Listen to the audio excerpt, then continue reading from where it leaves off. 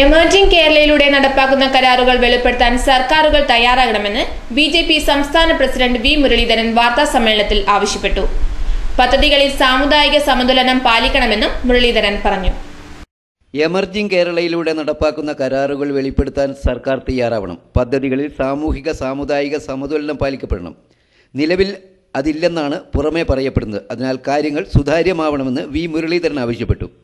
2003 മീറ്റിലുണ്ടായ പദ്ധതികൾ നിക്ഷേപം, തൊഴിലവസരം, ചെലവ് എന്നിവ വെളിപ്പെടുത്തണം. അന്നത്തെ നിക്ഷേപക സംഘം വഴി എന്തു നേടിയെന്നറിയുന്നതിലൂടെ പുതിയ എമർജിംഗ് കേരളയെ വിലയിരുത്താനാവൂ എന്നും വി മുരളീധരൻ പറഞ്ഞു.